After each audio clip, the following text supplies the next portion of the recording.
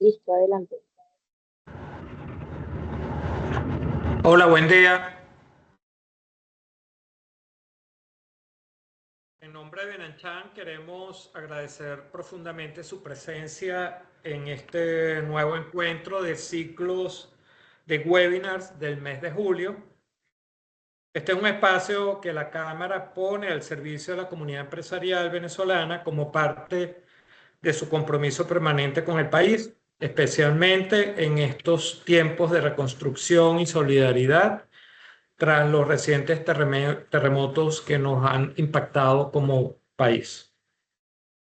En este contexto, la continuidad operativa y la recuperación del negocio adquieren una relevancia aún mayor. Dejan de ser conceptos técnicos para convertirse en pilares esenciales de la estabilidad institucional y de la competitividad empresarial. Este conversatorio está diseñado para reflexionar sobre los desafíos que enfrentan las organizaciones en entornos cada vez más cambiantes y sobre las estrategias que permiten fortalecer su perseverancia.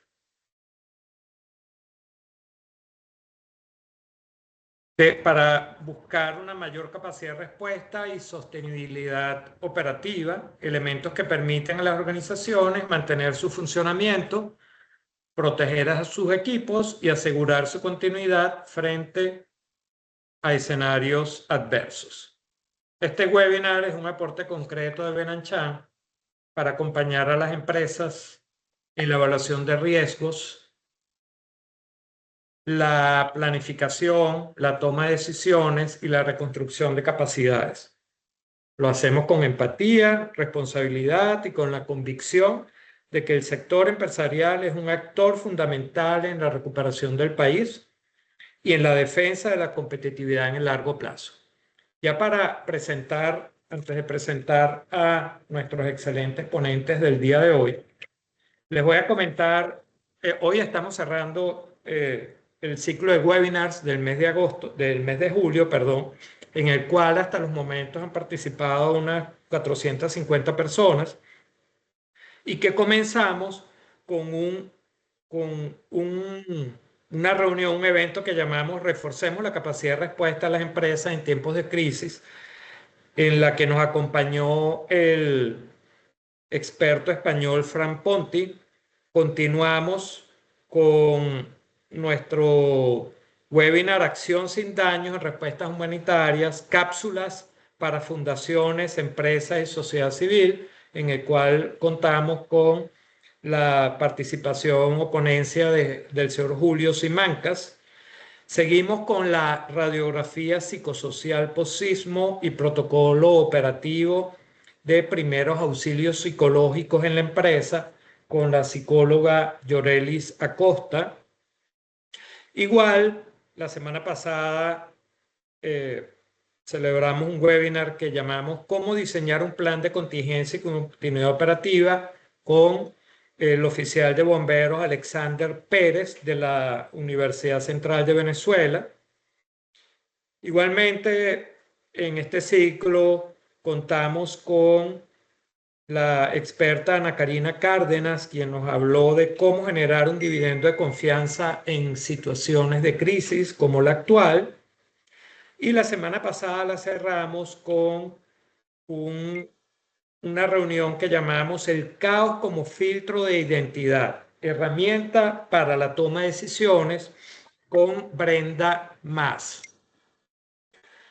Ayer nos acompañó nuestra empresa afiliada Atenas Grupo Consultor y con Alexander Cabrera, quien nos habló sobre el pulso del mercado ante el doble sismo.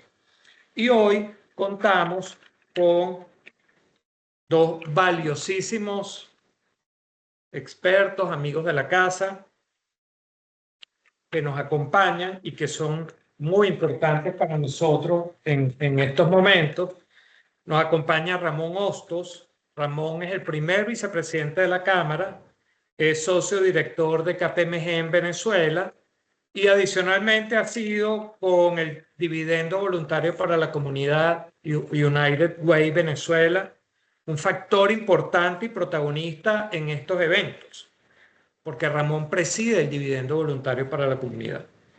Ramón es licenciado en Contaduría Pública de la Universidad de Santa María y egresado del programa Leading Professional Service Firm en Harvard Business School. Es vicepresidente de la Cámara y tiene una amplia experiencia en consultoría, auditoría y liderazgo empresarial que le ha permitido acompañar a organizaciones en entornos complejos y en la construcción de negocios más resilientes. Igualmente nos acompaña a quien hicimos madrugar, porque está 3 horas antes que nosotros, a Oscar Villaverde, que es director de transformación financiera en Flint Consulting y es especialista en planeación estratégica, liquidez, gestión de riesgos y fortalecimiento financiero. Oscar ha desarrollado su carrera asesorando a empresas en Latinoamérica en procesos de transformación financiera y continuidad empresarial, contando además con una experiencia importante en la firma Deloitte, donde participó en análisis de riesgos y evaluación de capacidad de las organizaciones para mantener su operación frente a escenarios adversos. Oscar es licenciado en Administración Financiera por el Tecnológico de Monterrey y por certificaciones y formación ejecutiva en finanzas, control de gestión y liderazgo. Agradecemos mucho y celebramos que ustedes nos acompañen en este webinar en el cual pues se darán información y tips importantes para cómo mantener la continuidad operativa y la recuperación del negocio, y los invitamos a que sigan acompañándonos y siguiéndonos en nuestras redes para conocer los eventos que tenemos para este mes de agosto y para el último trimestre del año. Realmente, nuevamente, muchísimas gracias, gracias a los ponentes y ya comenzamos con este webinar, invitando a Ramón a que nos comparta su experiencia. Muchísimas gracias, José Antonio.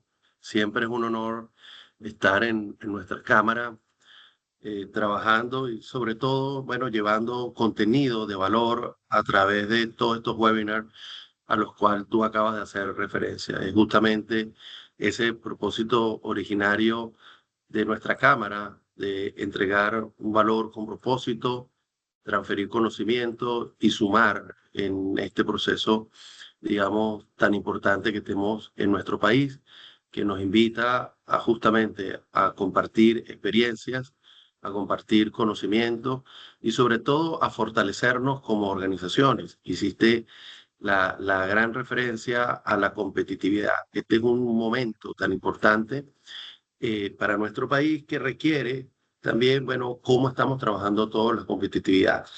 Y los eventos disruptivos, los eventos que no se pueden anticipar, justamente es lo que demuestra la capacidad en las organizaciones de cómo están preparadas para poder atender distintas situaciones como las que se nos han presentado en Venezuela, no este año, sino en los últimos años.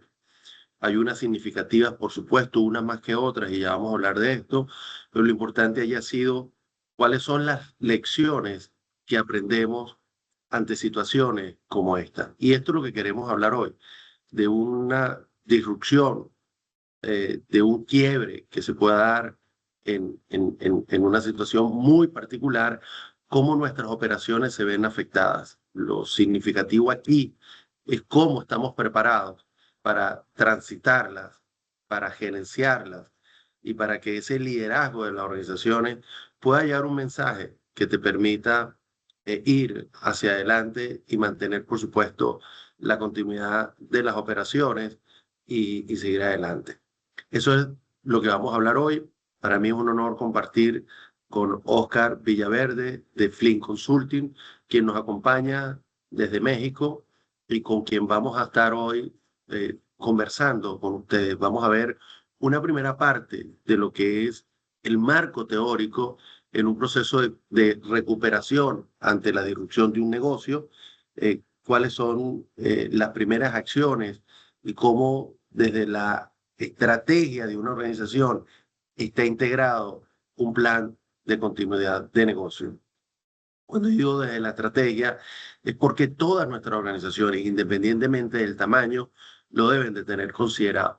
Yo quiero iniciar con unas breves preguntas que, para llamar justamente la reflexión.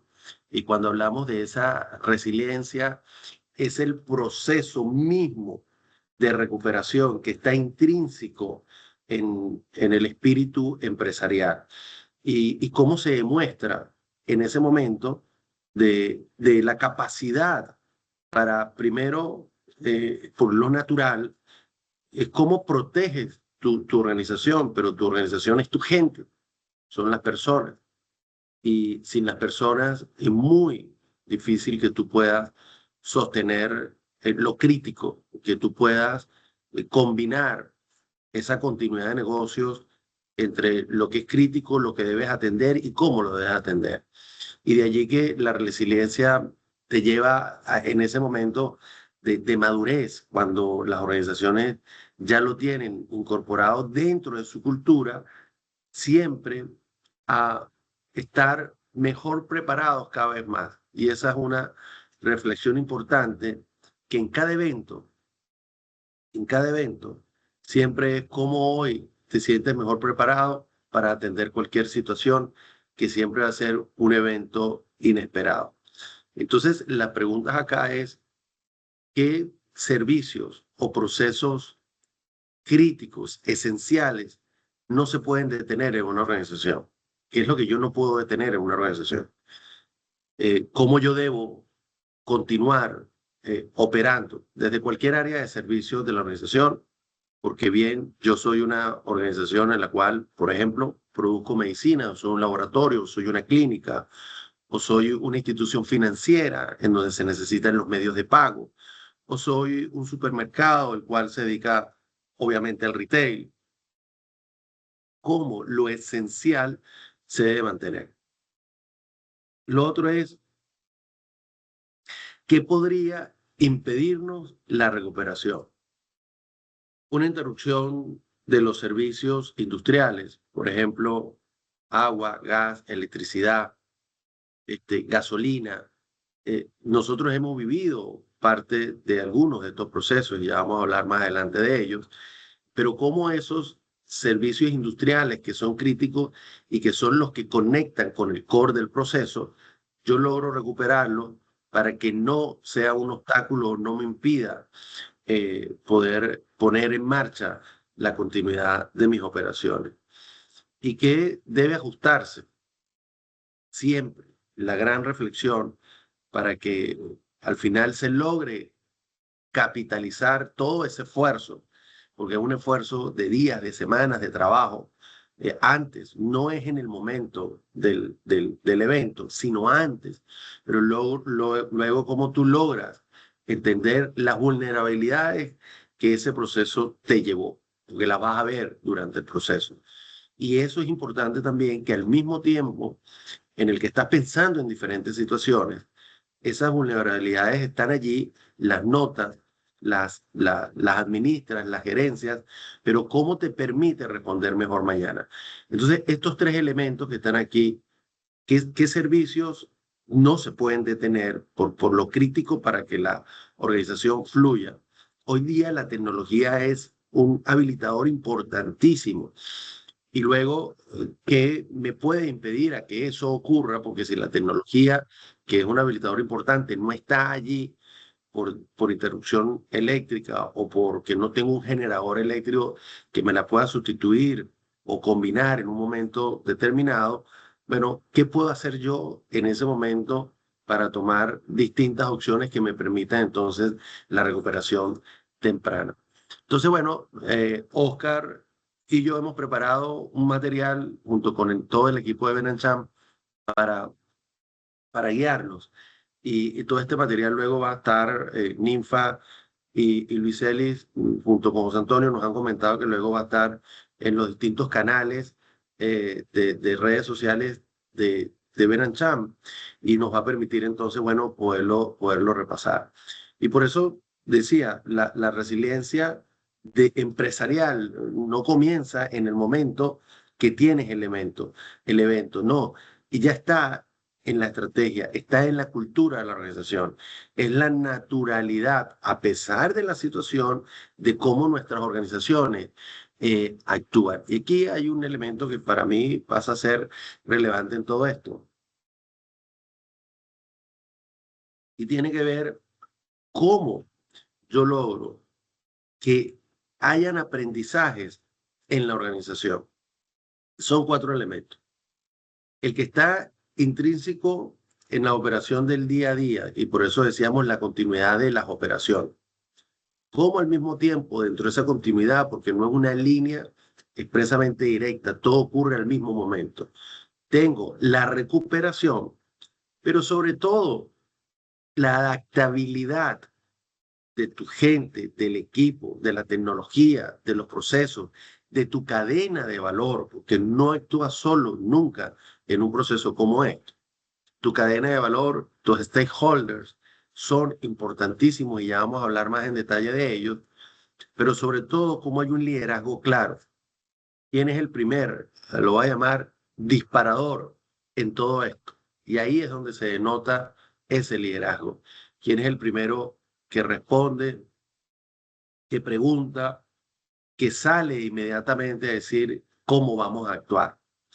Dentro de esto hay muchas situaciones como la recientemente vivida, pero también con los terremotos del 24 de junio, pero también con la vivida en enero, también con la que tuvimos el 7 de marzo de 2019 con el blackout que tuvimos eléctrico, pero también tuvimos unos años de muchas protestas en donde en Venezuela interrumpían de alguna manera el tráfico, el tránsito, perdón, pero también interrumpían que pudiéramos ir a nuestras oficinas.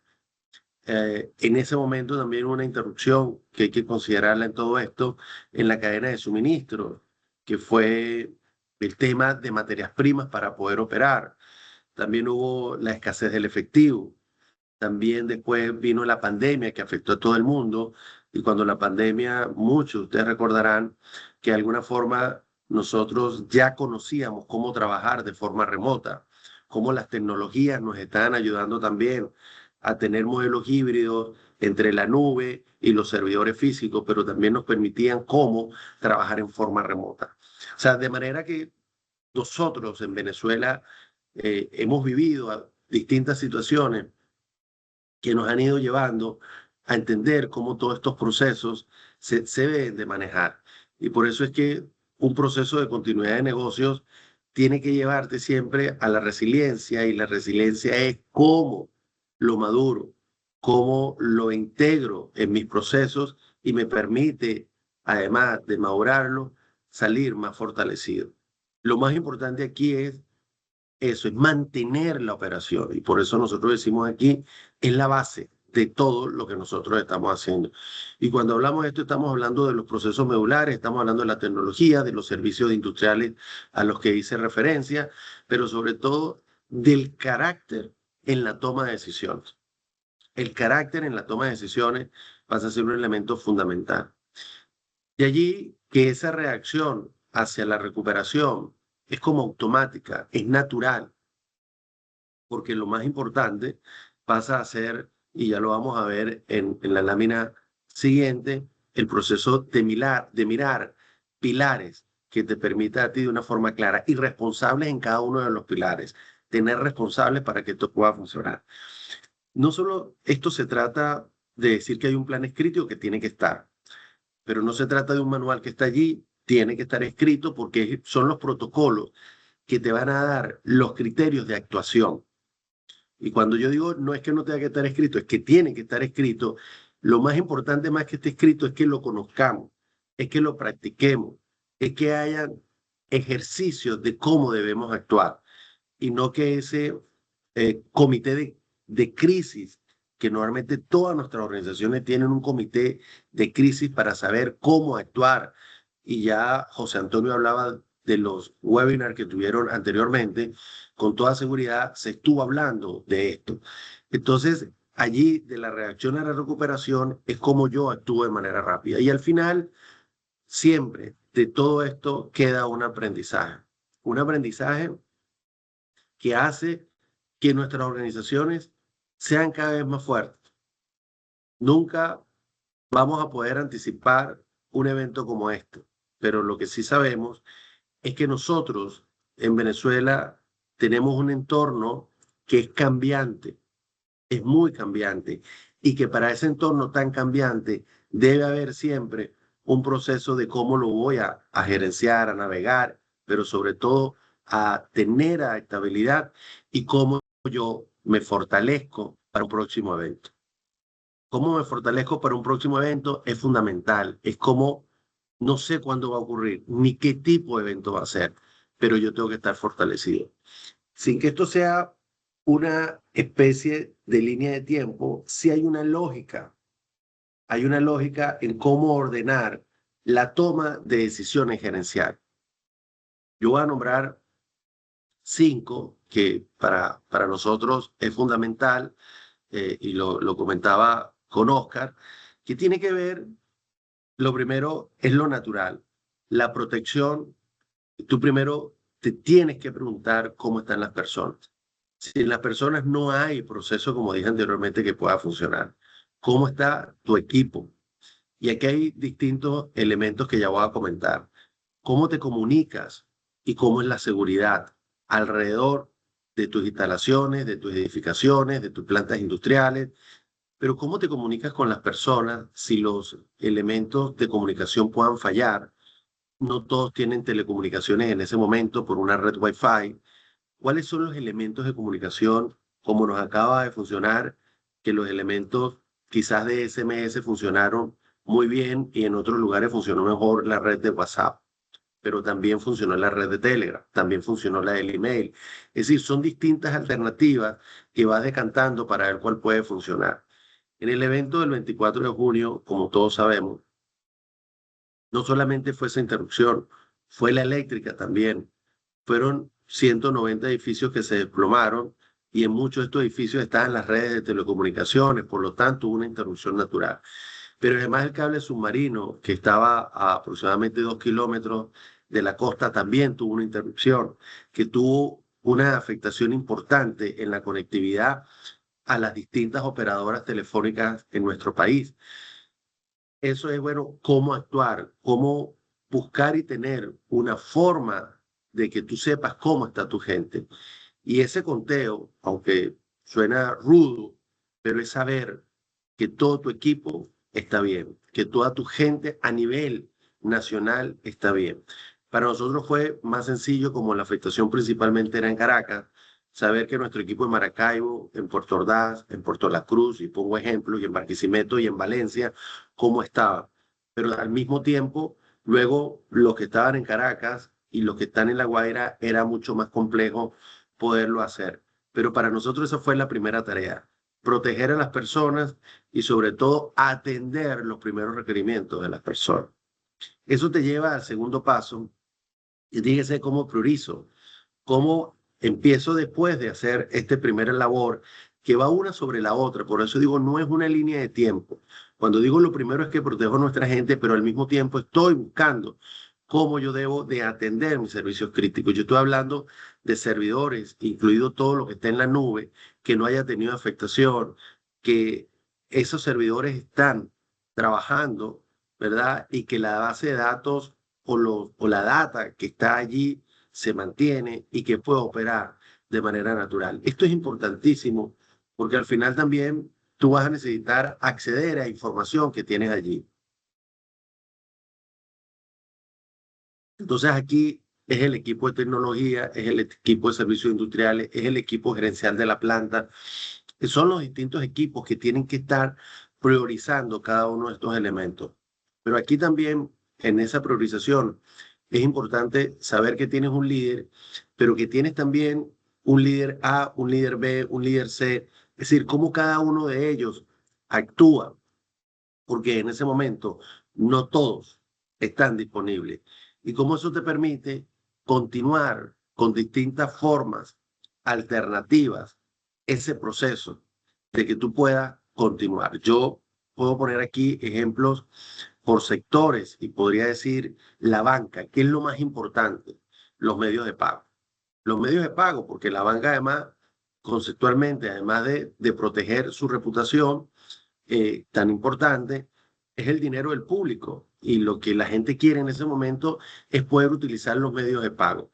En el del 24 de junio funcionó muy bien. O sea, los medios de pago se mantuvieron operativos, quizás porque el evento y la zona cero estuvo sectorizada. Pero si voy a los seguros, al área de seguros, lo más importante son los reclamos, es la gente preguntando cómo están. Entonces son las líneas para poder atender a las personas. En el retail, es la continuidad de los negocios, es inventarios críticos tan necesarios de bienes perecederos que en ese momento se necesitaron, pero que al mismo tiempo después pasaron a ser no perecederos para poder ayudar a la zona del desastre. Cómo estos almacenes y estos retail se mantenían en operaciones. Y por supuesto el sector salud. El sector salud era atender un momento tan importante hospitales y clínicas que estaban atendiendo a los heridos y a los afectados, que era, digamos, el primer impacto, el primer choque era atenderlos y que estuvieran habilitados los médicos, los enfermeros, el personal de guardia para poderlo atender. Entonces, estas son formas para poder continuar, alternativas que están ahí en la primera línea y que aquí se notó que estuvo desde el sector salud a primera mano, allí atentos para poderlo hacer. Esto no fue porque se actuó de manera imprevista, no, es porque en el caso del sector de salud están preparados porque acostumbra a tener situaciones imprevistas como esta y eso les permitió a ellos actuar de una manera muy rápida. Yo les puedo hablar de uno de los hospitales a los que yo visité que me decían que el cuarto día tenían 2.743 pacientes. El sábado siguiente, estoy hablando 9, 10 días después de la tragedia, tenían 88 pacientes en el hospital. Esto demostraba cómo los habían atendido, cómo habían podido salir ya a otros lugares, principalmente a campamentos transitorios, pero cómo el sector salud lo habría logrado rápidamente atender. Entonces, pongo ejemplos de estas características en el caso de organizaciones de servicios profesionales, cómo lo atendimos, la Cámara, por ejemplo, cómo lo atendió y tenía, bueno, cómo coordinar a los distintos equipos para que hablaran con sus clientes, con sus partes interesadas, cómo estaban. Es lo primero que tú tienes que hacer. Y luego de ahí continuar, por supuesto, toda la cadena de valor. Entonces es importante que nos ubiquemos también en el área de nuestras empresas, de cómo está. Y por supuesto, como dije anteriormente, ¿cuál es el aprendizaje de todo esto? ¿Qué tengo que revisar? ¿Qué no funcionó? ¿Por qué no funcionó? ¿Cómo lo fortalezco? ¿Cómo lo mejoro? ¿Y cómo lo dejo preparado? Pero sobre todo en esta fase de preparación, lo voy a comentar más adelante, cómo hay ejercicios posteriores de todo esto. Y lo dejo para comentarlo más adelante. Entonces aquí creo que es importante mencionar, creo que lo dije antes, no se trata de que nosotros pensemos que a través de estos procesos eliminamos la incertidumbre. No. Por eso dije, vivimos un ambiente cambiante, en un entorno cambiante constantemente. Pero sí se trata de que no haya una improvisación. Porque la improvisación en los momentos críticos que nos ocurrió en algunas partes de esta situación, en ese ímpetu, en esa energía de querer ayudar, hay algo que es una máxima de la acción humanitaria, que es acción sin daño. Y lamentablemente en esa improvisación de un momento tan complejo puede causar errores. Entonces aquí esa improvisación lo que hace es que afecta a tu plan, atenta contra el plan que tú tienes. Entonces por eso es importante que haya una coordinación, que haya un liderazgo, que ese liderazgo se note, que ese liderazgo sea visible, pero sobre todo que esa comunicación permee y baje por distintos canales y cascadee a todos dentro de su organización. Luego, yo quiero hablar de cuatro pilares para pasar con Oscar en ejemplos que Oscar ha trabajado, con vivencias también que ha tenido en México, y para nosotros son 4 pilares fundamentales. Y esta es como esa lectura ejecutiva que yo les voy a dejar en un material, al final en un código QR, pero que pasa a ser importante. Lo primero, ya hablamos de las personas, de las operaciones críticas, del proceso de adaptabilidad y cómo yo aprendo, que ese es el mejor sentido de la resiliencia. Y digo, las personas, estos 4 elementos los vamos a ver a continuación con más detalle, pero lo que quiero aquí es mencionarlos para que puedan tomar nota y decir, bueno, siempre proteger a mi gente, operaciones y servicios industriales importantísimos, la adaptabilidad a un proceso que debe continuar y cómo estoy mucho más fortalecido. Entonces, si esto no está dentro de la estrategia de la operación, yo les sugiero, les recomiendo, es un imperativo. Todas nuestras organizaciones tienen una estrategia. Todas tienen un plan, una ambición, qué quieren ser y dónde quieren estar. Pero lo más importante de todo esto, tenemos un micrófono aquí, si lo podemos silenciar, gracias. Gracias. Pero lo más importante de todo esto es cómo nosotros de todo esto lo integramos en la estrategia del negocio. No hay otra forma. Ese es la mejor guía, porque pasa a ser parte del ADN de cualquier organización. Así como su cultura está allí, si algo tenemos que aprender de otras culturas, y voy a poner el ejemplo de los japoneses, con lo que sucedió ayer también con un terremoto, y no tan bueno, hay una cultura en donde se han preparado para esto. Entonces, estos planes además tienen que ejecutarse en modelos en que nosotros podamos retarlo, estresarlo, si funciona, si no funciona. Entonces, veamos personas primero, de esos 4 pilares. Lo primero es cómo nosotros comprendemos dónde está nuestra gente, pero sobre todo, qué está necesitando nuestra gente en ese momento, qué requiere y cómo actuamos para ver desde nuestras capacidades también cómo podemos responder. Yo estoy convencido que todas las organizaciones aquí en Venezuela, o su gran mayoría, actuamos de esa manera. Pensamos inmediatamente en lo monetario, pero recuerden también que aquí se necesitaba un acompañamiento desde el punto de vista de salud mental.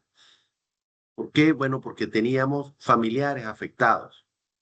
Había afectaciones en nosotros mismos, en nuestras viviendas, en nuestros hogares, porque más allá de la vivienda y de lo físico, al final de todo esto es nuestro hogar.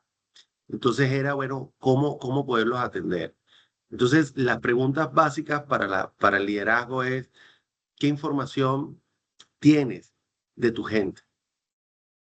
De todo. ¿Cómo las unidades de recursos humanos se anticiparon de una manera práctica?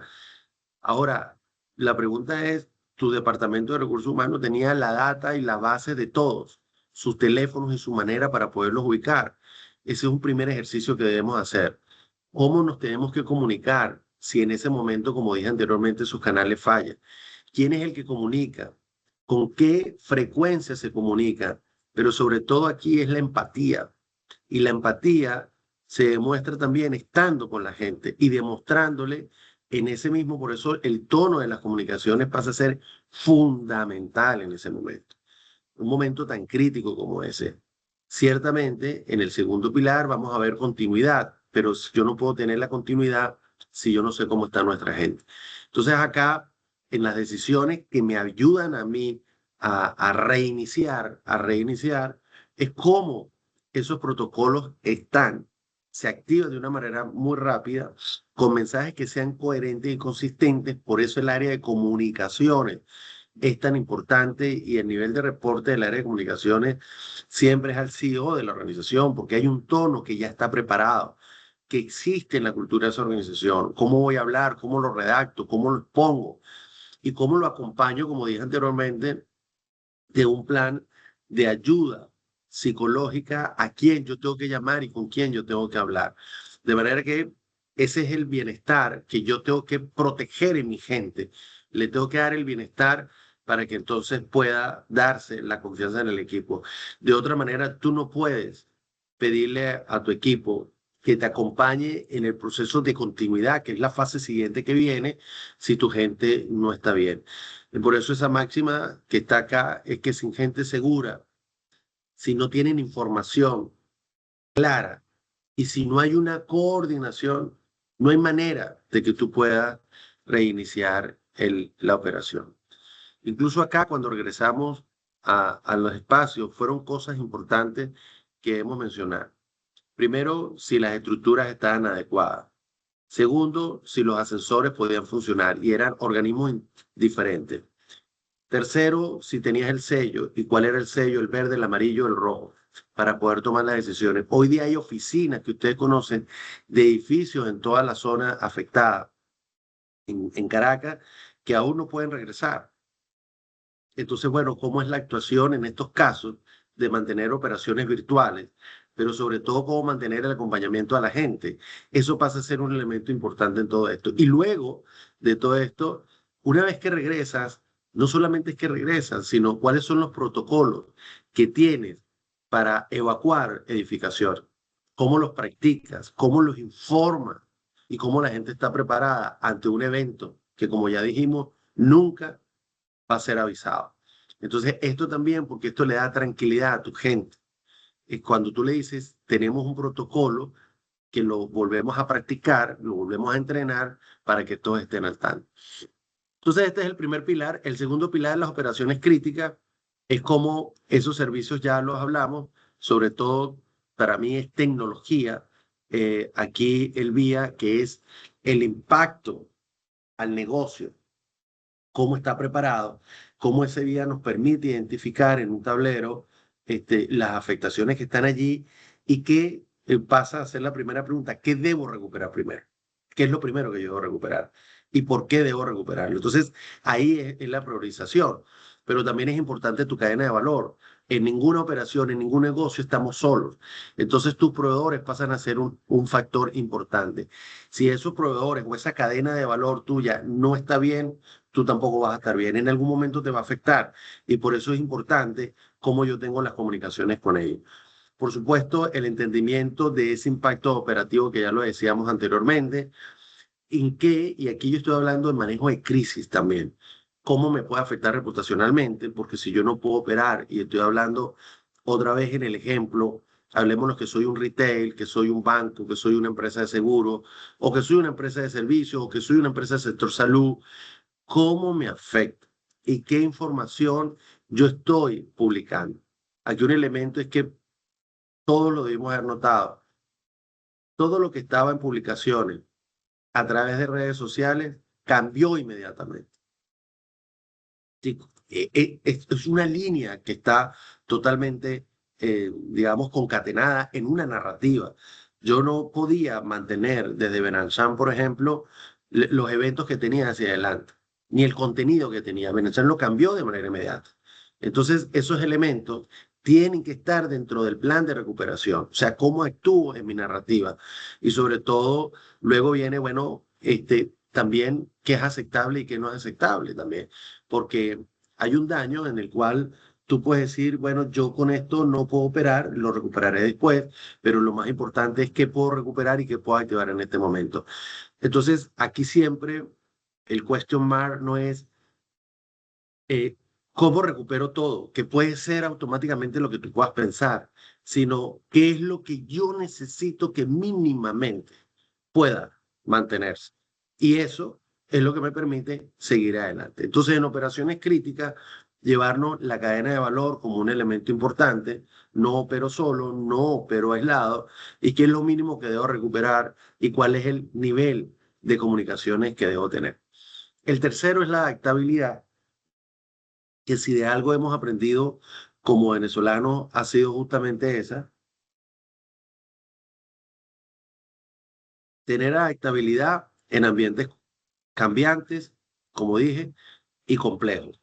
Entonces aquí es esa capacidad rápida de entender que esa actividad tú cambias horarios, cambias canales, dinámicas de trabajo, el caso virtual del que tanto hemos hablado, que ya lo teníamos en Venezuela, pero también la adaptabilidad, lo hablaba ayer con José Antonio, un elemento importantísimo fue como de servidores físicos nos fuimos a la nube y nosotros no entramos a llevar toda la nube ahora. Lo hicimos en 2019, cuando el evento del blackout eléctrico.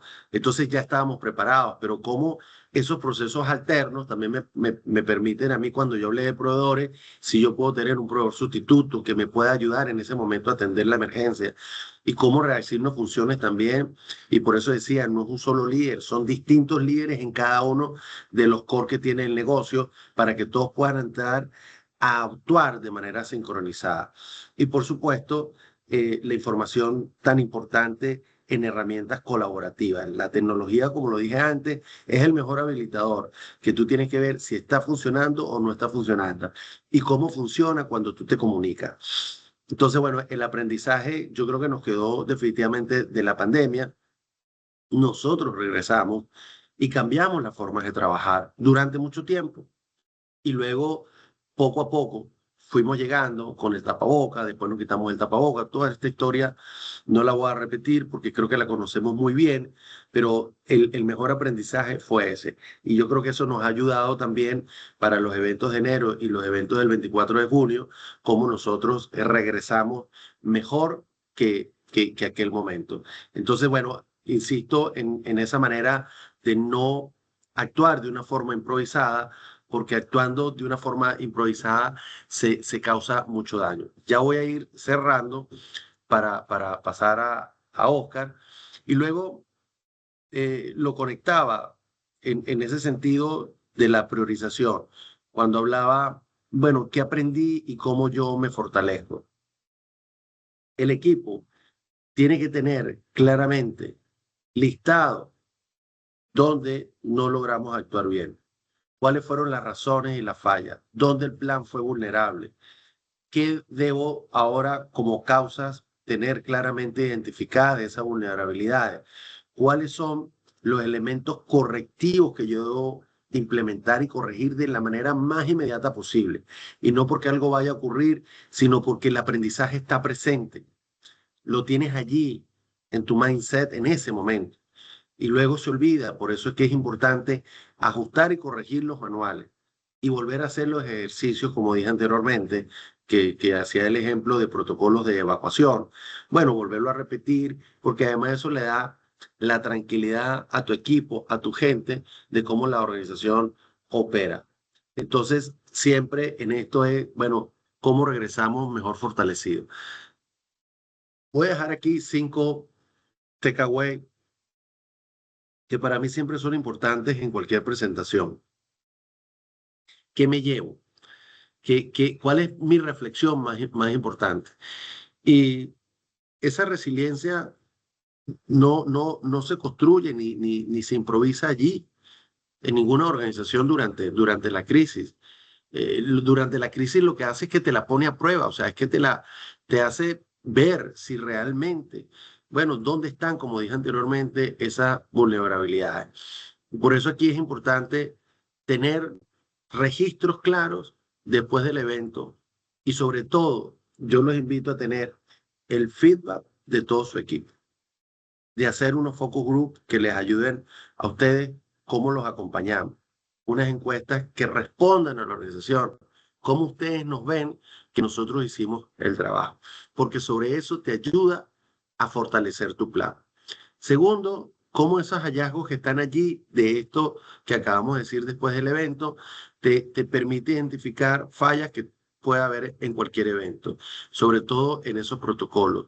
¿Cómo ajustas lo que tengas que ajustar? ¿Cómo paso a tener un escenario de respuesta mucho más crítica y, por supuesto, en escenarios estresados, como ocurre en cualquier situación? Pero ¿cómo lo logro hacer? Pero mucho más importante, como dije anteriormente, cómo yo tengo unas lecciones aprendidas. En la siguiente yo les voy a mostrar un código QR que les pido que lo pueden escanear allí, y es un material de nuestra oficina de KPMG Internacional, que justamente te muestra, bueno, cuál es la guía para un proceso de Business Continuity Plan, pero sobre todo incorporado con un vía que es el, bueno, cuál es el impacto en el negocio. Los dos van de la mano y tienen una relevancia sumamente importante. Pero aquí lo van a poder ver como material de guía del paso uno, del paso 2 y de qué debo hacer y cómo lo debo integrar en nuestro negocio. Entonces, yo lo dejo hasta acá, voy a quitar la presentación a continuación para que entonces Oscar nos acompañe en todo ese proceso. Gracias y adelante, Oscar. Muchísimas gracias, Ramón. Gracias. Gracias, Ramón. Buenísimo, pues, a ver, voy a poner en modo presentación. Pues retomando un poco, dando continuidad a lo que comentaba Ramón, digo rápidamente, mi experiencia justo ha sido desde los dos ámbitos, ¿no? Desde los dos ámbitos me refiero a preparando a las empresas en estos temas de continuidad del negocio, de negocio en marcha, y también atendiendo empresas que ya tuvieron un tema de negocio en marcha un poco diferenciado, y ahorita vamos a ver por qué diferenciado, pero pues mi objetivo más que nada es compartirles estas lecciones aprendidas, ahora sí que desde una perspectiva de México y también de Latinoamérica. Y pues empezando con este headline, ¿no? Su empresa ya decidió cuánto va a durar una crisis, ¿no? Ya lo decidió, o sea, eso no lo pueden cambiar. Lo decidió hace 3 años probablemente, cuando eligió dónde no invertir. Y digamos que el marco pues ya lo tienen, yo no lo voy a poder explicar mucho mejor de lo que lo hizo Ramón, pero el objetivo ahora es que yo les voy a contar el lado de cuánto cuesta esto, ¿no? Y cuál es el problema que se genera tras un evento de disrupción y también cuáles son esas lecciones que les pueden ayudar acompañando al marco para tener organizaciones más resilientes. Me paso a la siguiente. Empezamos con una historia de terror. Esto es 100% verídico, no es ficción, es algo que ocurrió pues en una empresa que tiene una farmacéutica y una farmacias retail en México, en Latinoamérica. Y pues quiero contarles un poco, este es un evento tal vez de justo ese carácter diferenciado que les comentaba, ¿no? Un 6:40 de la mañana, un jueves cualquiera, el director de operaciones quiere entrar al sistema, ¿no? Y el sistema, hablándose de Oracle, ¿no? De este Business Suite. No puede entrar al sistema, sus accesos están bloqueados, llama al helpdesk, tampoco lo pueden atender, ni siquiera le contestan. Finanzas tampoco puede entrar, la planta tampoco puede entrar, nadie sabe qué pasó, son las 7 de la mañana, muchos trabajadores apenas se están levantando, muchos trabajadores apenas están comenzando a abrir sus computadoras, etcétera, y nadie sabe todavía quién decidía, ¿no? En este caso es una empresa que estaba del otro lado de la preparación, es decir, no tenía una preparación de este tipo. Y lo que pasaba en esas 4 siguientes horas ya estaba decidido. Eran las 6:40 de la mañana, ya empezaban a haber pues, problemas, empezaba a haber esta historia de terror, pero pues ya estaba decidido el problema. Y esto era improbable, pues, y perdón, un punto bien importante. Y aquí hablaba del sistema, y bien importante porque este es un evento, les mencionaba, diferenciado porque fue un evento de disrupción tecnológica, un ciberataque, un ransomware que se conoce como estos tipo de ataques cibernéticos que se dan pues justo en los momentos en los que un hacker o un grupo de hackers que no funciona tanto así, les quiero explicar más adelante, pero toman el control básicamente de los sistemas o de la información más esencial de la compañía, lo secuestran totalmente y te ponen la recompensa, ¿no? Ya se habían sonado algunos casos así hace tiempo y siguen sonando y van a seguir sonando y cada vez van a ser más comunes ahora con la inteligencia artificial habilitando a cualquier persona a generar programas complicados. Pero pues este ransomware les ocasionó un problema grandísimo a esta empresa, ¿no? Y esto era improbable, o sea, qué tan probable era o qué tan probable es que a mi empresa le pase esto, ¿no? Pues los directivos que confían primero en la capacidad de respuesta de su organización ante ciberataques, en Estados Unidos y Europa, primer mundo, como le decimos acá, pues un 84% se siente seguro, ¿no? O sea, la gran mayoría se siente seguros. Que yo creo que esto sí es un poco más de ego porque no creo que el 84% de las empresas estén totalmente capaces para responder a un ciberataque, pero en Latinoamérica pues estamos reprobadísimos, ¿no? Solo 13% de los directivos en Latinoamérica, según el Foro Económico Mundial, se sienten capaces para responder a un ciberataque. ¿Y por qué? ¿No? Y es un tema bien importante, es que es la región, Latinoamérica, donde más rápido crece esta amenaza y no en la defensa. O sea, yo atiendo una empresa muy líder de ciberseguridad en México y la verdad están, cada vez se les abre más, como decimos, le queda el ojo más cuadrado, ¿no? La boca más abierta porque los incidentes siguen creciendo. O sea, en 2025 crecieron el doble que en 2024. Imagínense este año, digo, por ahí debo tener las estadísticas, pero es exponencial, ¿no? Estas amenazas, estos tipos de hackeos crecen y crecen, y 2.640 ataques semanales lo evidencian, ¿no? 35% sobre el promedio mundial.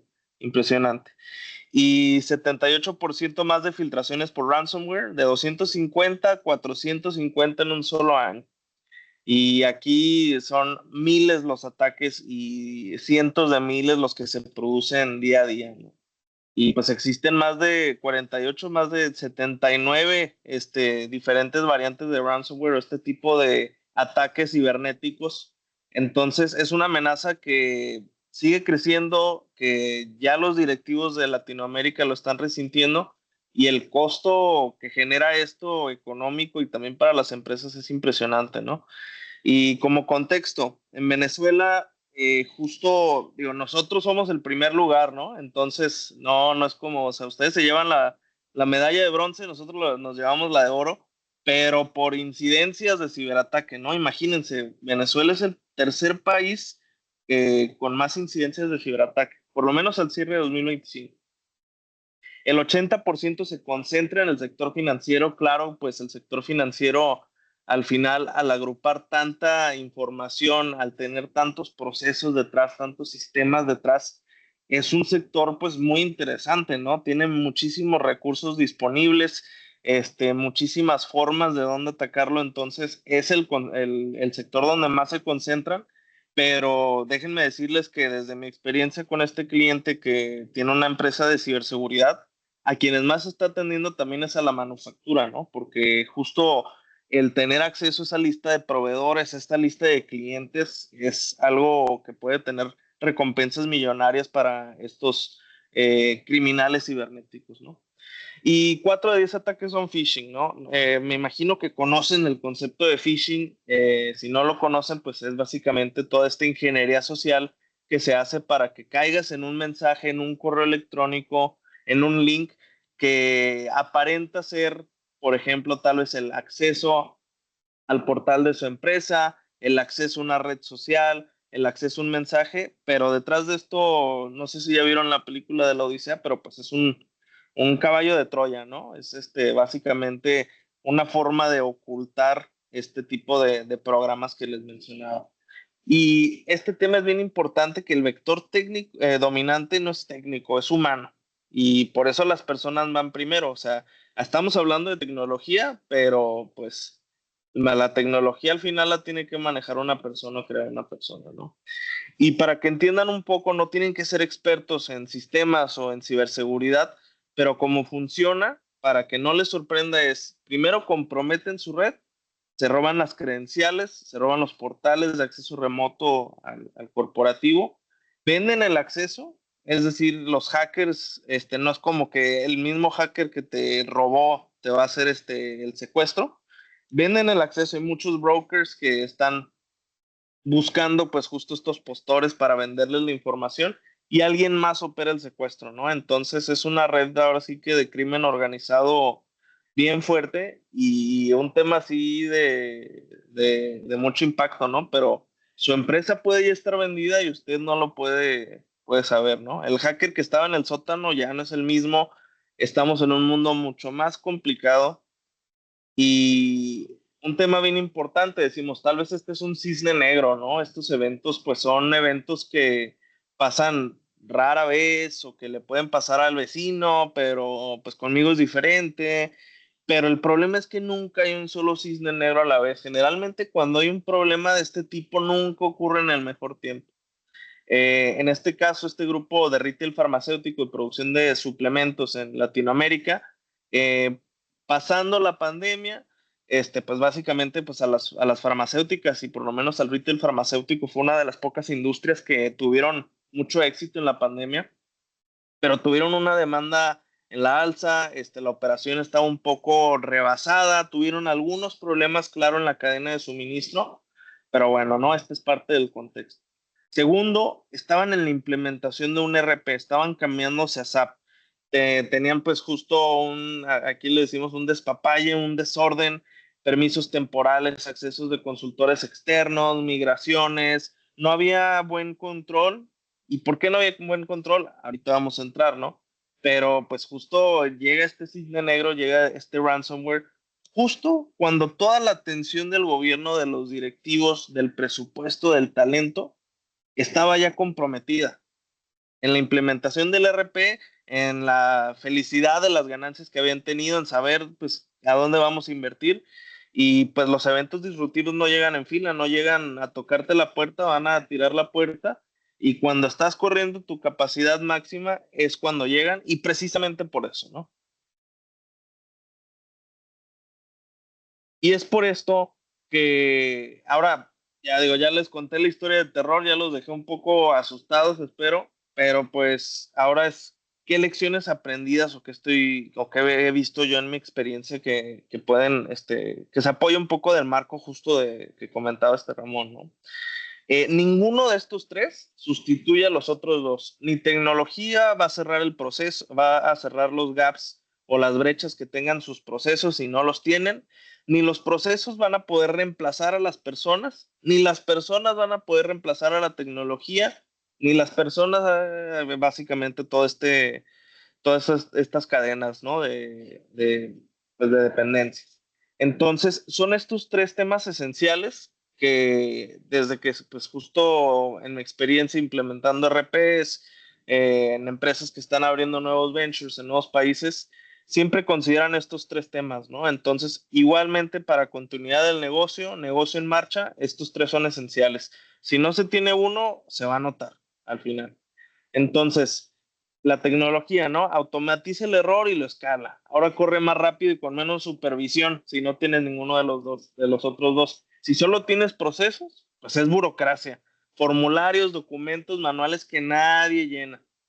Y si solo tienes personas muy buenas, tienes heroísmo. Funciona hasta que se van las personas, hasta que hay un evento catastrófico como el que les pasó recientemente, donde muchas personas, digo, nuestros equipos que tenemos en Venezuela, pues no podemos comunicarnos con ellos, ¿no? Y estamos muy preocupados. Entonces, pues si se enferman o se equivocan las personas, ahí caen. Entonces, es un balance que se requiere, ¿no? Entre estos tres elementos. Es parte de las primeras lecciones aprendidas que les quiero compartir, ¿no? Que igual decía Ramón, al final siempre pues va a haber una lección aprendida de todo esto. Segundo, nadie tomó una mala decisión. No era una mala decisión cambiarse de RP, probablemente el RP que tenían no les funcionaba para nada y les detenía mucho la operación, pero la ciberseguridad se desenfocó precisamente por eso. Y no es negligencia, en realidad pues quien levantó la mano y dijo, cámbienme a SAP fue el socio mayoritario, ¿no? Y nadie le va a decir que es una tontería o una mala decisión, ¿no? Porque al final es raro que se tomen malas decisiones en las empresas. Suena extraño, ¿no? Pero generalmente son decisiones razonables las que fallan y se convierten en malas decisiones en retrospectiva, ¿no? Entonces las empresas rara vez fallan por decisiones malas, fallan por una secuencia de decisiones razonables que se olvida que se hizo, se deja de poner en contexto y este punto de abajo, la continuidad no se pierde en un momento, se pierde en un trimestre de priorizaciones sensatas. Cuando pensaste que priorizaste bien, que decidiste bien, es cuando pones todo dentro de un cajón y lo ves bien, que te das cuenta que estas decisiones no compaten con las otras, ¿no? Otra lección aprendida y bien importante, y esto aplica yo creo que para casi todo concepto, ¿no? Pero el mejor momento fue hace 5 años, hace 10 años, el año pasado. El segundo mejor momento, perdón, es ahora, ¿no? La prevención versus la remediación. Obviamente es mucho mejor estar hablando de prevención que remediación. ¿Por qué? Porque la prevención es lineal, la remediación es no lineal, es exponencial, tienes que poner todos tus esfuerzos. La prevención es presupuestable, la remediación no. La prevención es negociable, puedes negociar cómo prevenir mejor, pero la remediación probablemente no. La prevención la puedes escoger con el proveedor que tú quieras al precio que pues puedas negociar. En la remediación pues vas a tener que ir con el proveedor que te va a poner el precio pues, más complicado, ¿no? Y la prevención, lo padre es que lo haces en pues tu plazo y está diseñado. En la remediación, el plazo pues lo haces en el de la crisis y como la crisis te ataque y es improvisado, ¿no? Y aquí un tema bien importante, justo IBM destacaba que el costo promedio de una recuperación de este tipo, hablando de ataques de ciberseguridad, es de 1.14 millones de dólares. Imagínense, 1.14 millones de dólares la diferencia entre detectar antes o después. Y esto no es pensando en el costo del negocio de, imagínense, pues para una farmacéutica, el que no sirvan sus sistemas, no puedan cobrar a la gente, ahí no lo está considerando, es únicamente el costo del ransomware y volver a montar los sistemas de nuevo. Entonces, imagínense este costo, más todos los costos de no tener una buena operación. Es por esto que la prevención, pues, es más que clave, ¿no? Y justo comentándoles o añadiendo en ese punto, ¿no? 1.53 el costo promedio de recuperación, sin contar el rescate, que los rescates son mucho, pues pueden ser de 2 millones de dólares, 5 millones de dólares, 1 millón de dólares. Eh, el mismo costo en empresas de 100 a 250 empleados, 638,000 dólares. Básicamente, el costo ya hablándose de la recuperación de sistemas y pues lo que cambió ahora no fue la sofisticación del ataque, fue que cada vez son más ataques, es algo que con lo que las empresas tienen que vivir, así como contratan seguros, como contratan sistemas RP, un tema bien importante ya es la ciberseguridad, ¿no? Es algo que no podemos dejar ir. Tenemos todo en la nube, pero ¿sabemos qué tan protegida está nuestra nube? Y aquí un tema bien importante que nosotros lo denominamos como el triángulo imposible, ¿no? Otra lección aprendida al final. Las empresas están en un triángulo. Crecimiento, rentabilidad y estructura. Solo puedes tener dos, nunca los tres. Y generalmente, ¿por qué nos vamos? Pues obviamente crecimiento y rentabilidad, ¿no? Más dinero. Y la estructura siempre la dejamos al final.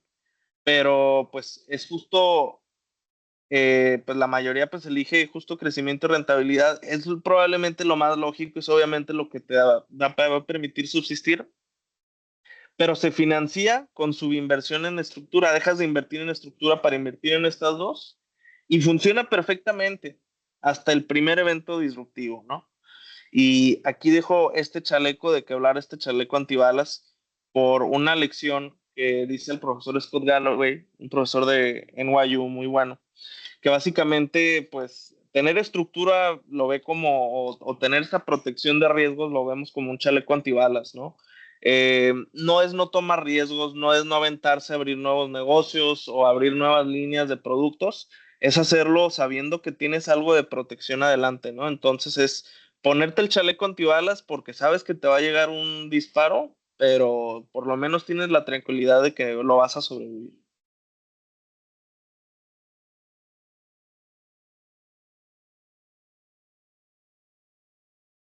Un concepto bien interesante y digo, ¿por qué quiebran las empresas, no?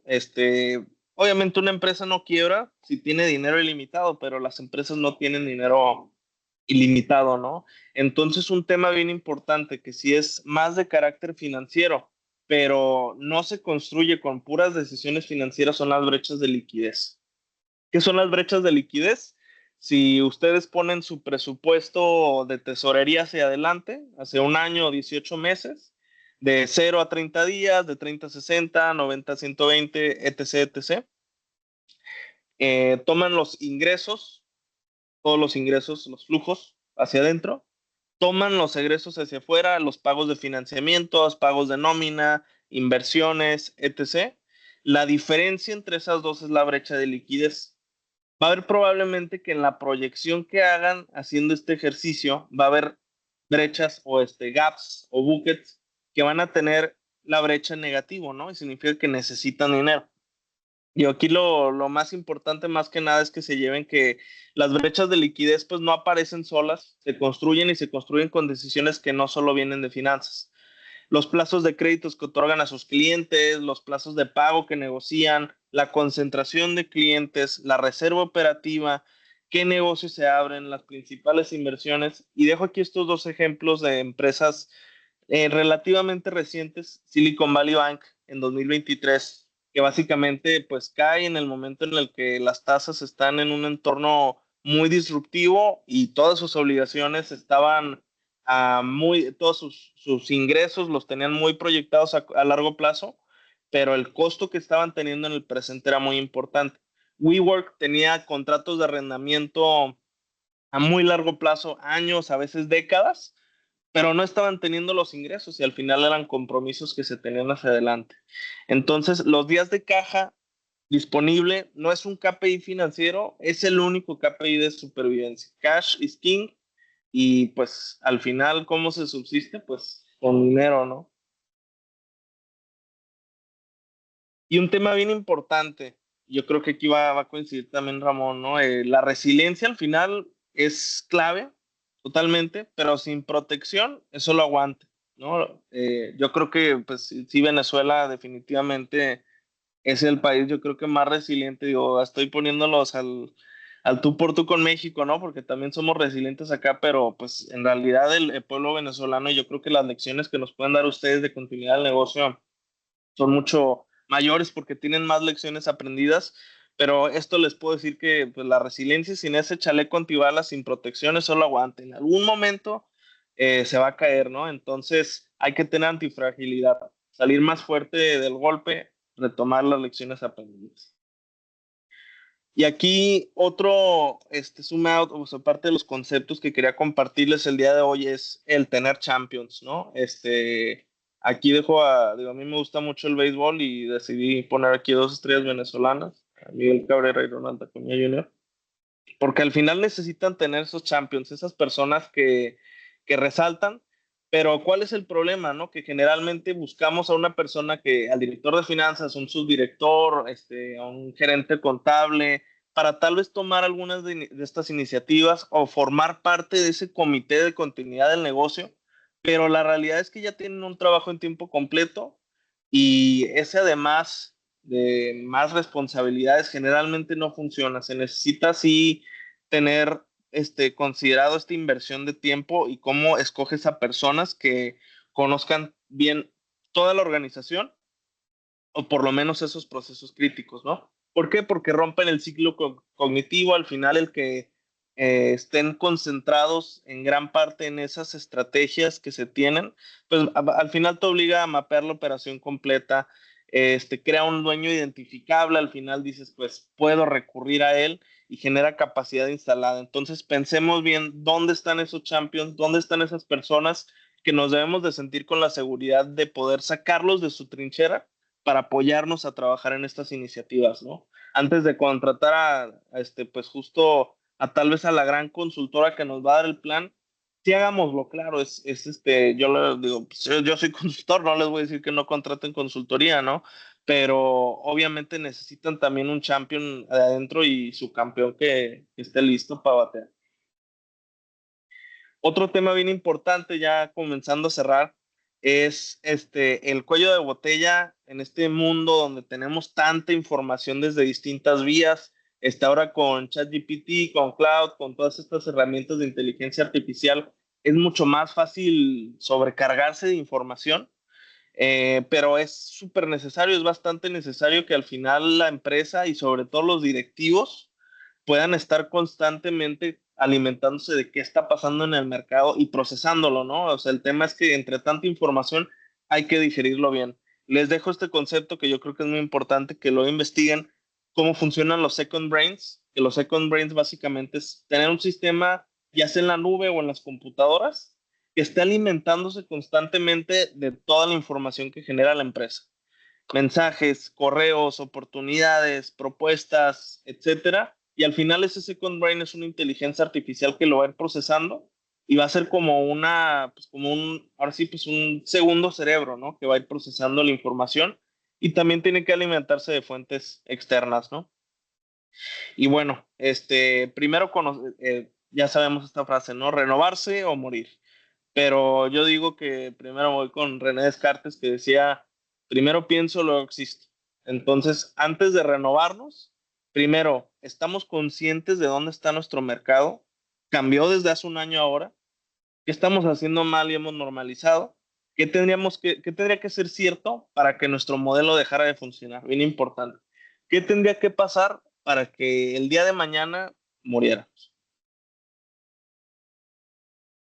Y ya por último, estas 6 preguntas, no me meto a cada una, pero es bien importante, si gustan tomarle foto, como 6 preguntas que deben de poder responder. Y si no pueden responder alguna, pues esta es tu tarea para el lunes, ¿no? Para mañana. No es un proyecto, son preguntas, son temas que nos deben de hacer sentirnos incómodos, pero nos van a decir qué tan claros estamos en nuestro plan de continuidad de negocio y yo creo que se complementa muy bien con el recurso que comentaba Ramón, ¿no? Pero bueno, el mejor momento fue hace 5 años, el segundo momento es ahora. Muchas gracias y pues a sus órdenes. Gracias, Oscar. Muy bien, le paso la palabra quizás a Ninfa para guiarnos con la sesión de preguntas y respuestas. Muy bien, Oscar, esta parte allí, Ninfa, de integrar lo que estábamos hablando sobre ciberseguridad, porque en efecto estamos ahí casi de Champions, somos los campeones mundiales del béisbol. Venezuela es campeón mundial de béisbol en 2026, en el campeonato que se celebró en marzo. Esa es una de las grandes alegrías que hemos tenido también este año, y ese ejemplo que pusiste allí es exactamente lo que, o sea, tener esos champions siempre nos ayuda muchísimo con su liderazgo, porque además es la forma como se gestionan las organizaciones, es la mejor forma de poderlo gestionar.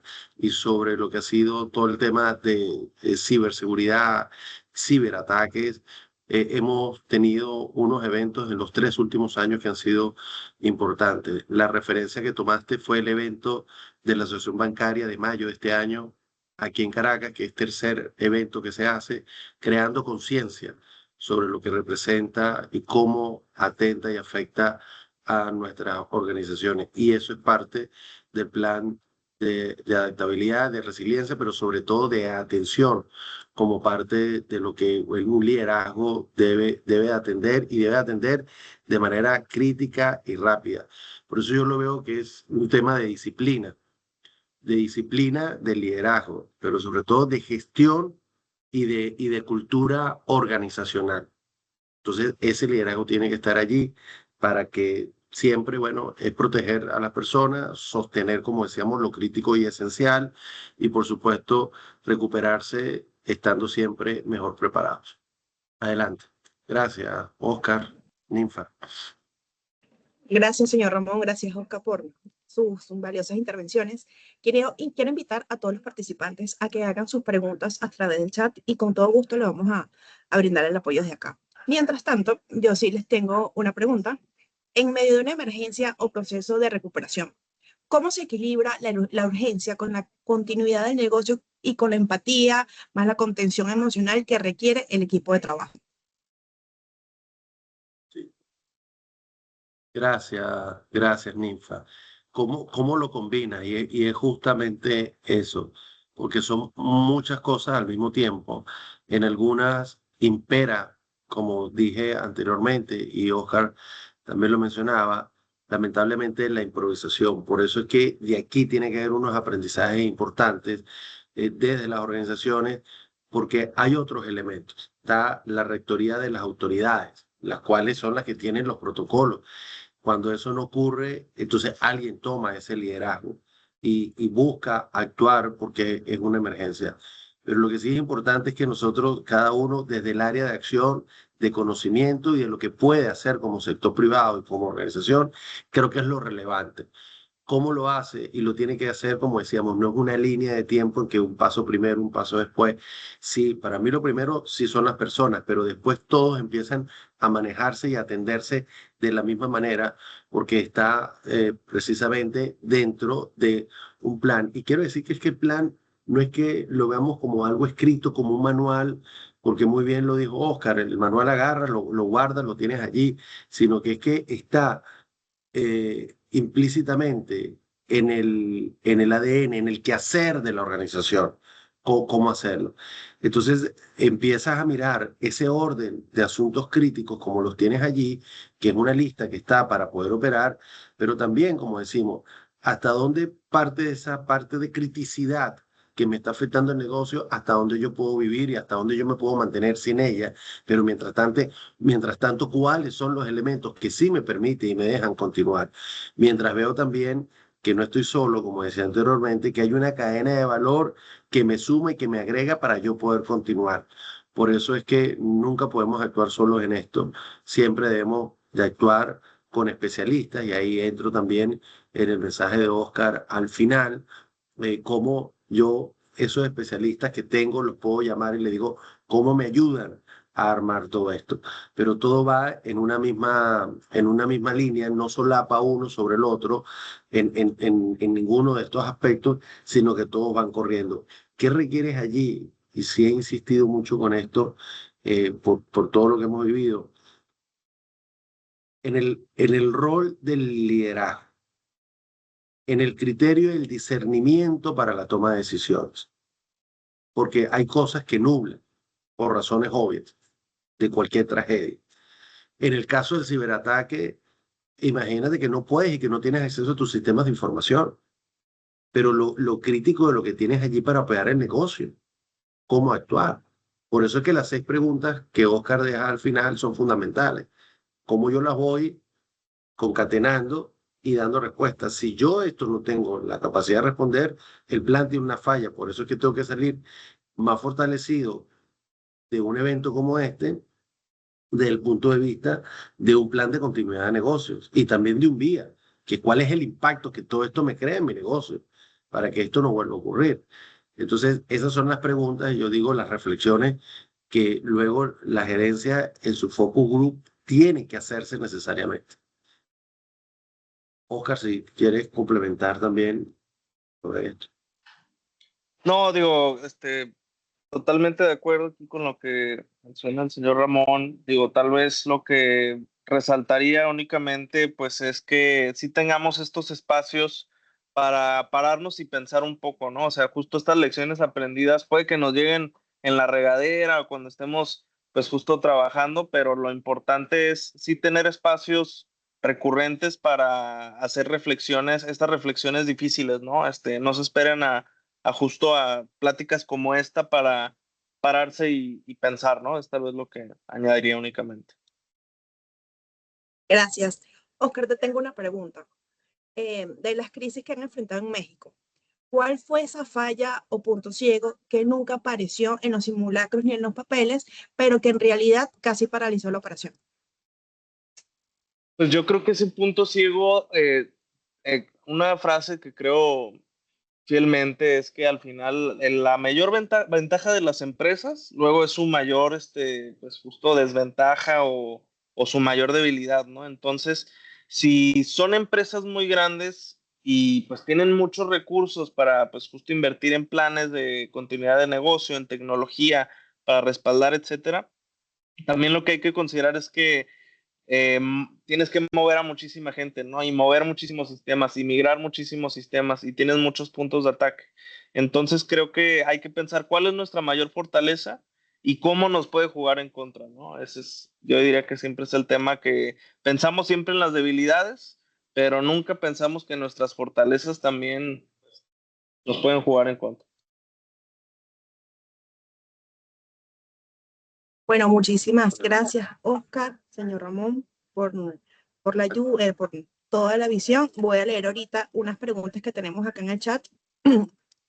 Ante una emergencia como el ejemplo que indicó el señor Oscar, si la parte de ciberseguridad de una empresa mediana o pequeña depende de una sola persona y que no se puede ubicar en este momento en específico, ¿Qué recomendaciones puede, por favor, volver a señalar de un paso a paso para que la emergencia la pueda atender otra persona, inclusive si es ajena a dicha área de tecnología? Muchas gracias. Sí, no, buenísimo. O sea, justo creo que va muy relacionado al punto que mencionaba previamente, que ni los procesos reemplazan a las personas, ni la tecnología a las personas, etcétera. En este caso, estamos hablando de tema de personas, ¿no? De una dependencia, una persona, un líder, a alguien que controla tal vez los sistemas o la información. Se necesitan tener procesos detrás para que alguien más los pueda tomar y se necesita tener tecnología para que esa persona no genere esa dependencia, ¿no? Entonces, creo que es pensando en estos dos puntos. Si es una persona de tecnología, correcto, ¿no? Pero al final sí necesitas tener una tecnología y los procesos mapeados que te respalden. Y al final sí sé, claro, o sea, obviamente no es el deber ser, ¿no? Pero por ejemplo, les cuento que acá, cuando me tocó trabajar con Johnson Johnson y tenían, congresos o reuniones importantes donde tenían que estar todos los directores, el de finanzas, administración, mercadotecnia, nunca se iban en el mismo coche o en el mismo transporte, aunque fueran al mismo lugar al centro de la ciudad. ¿Por qué?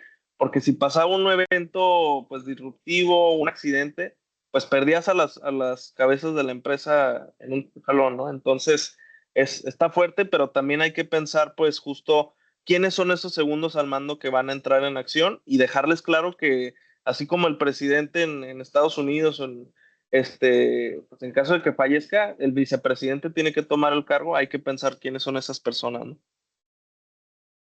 Es así. Justamente en el plan queda por esa área de criticidad y en la pregunta que Ninfa acaba de leer de Alberto, ¿cuáles son las personas? Ahí están claramente identificadas, que tienen que tener un entrenamiento y una formación, que deben de conocer exactamente cuál es el plan. Por eso es que es importante cuando hacíamos referencia en repasarlo, en estudiarlo. Hay un equipo que se activa de forma automática, que es el de manejo de crisis para esto. Es que ni siquiera es que los llama, ya el equipo se activa de una forma natural ante un evento de esas características. Incluso está el del blackout que Elvis Valero nos pregunta y nos ocurrió aquí el 7 de marzo de 2019.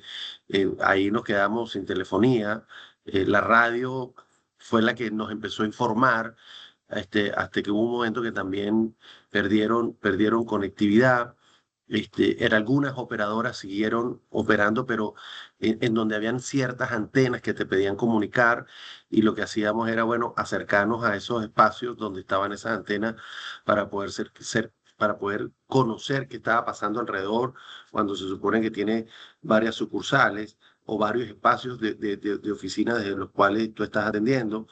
Pero el problema no solamente era eso, sino que lo que comenta Elvis en su pregunta es que qué pasa si el otro tampoco recibe la información.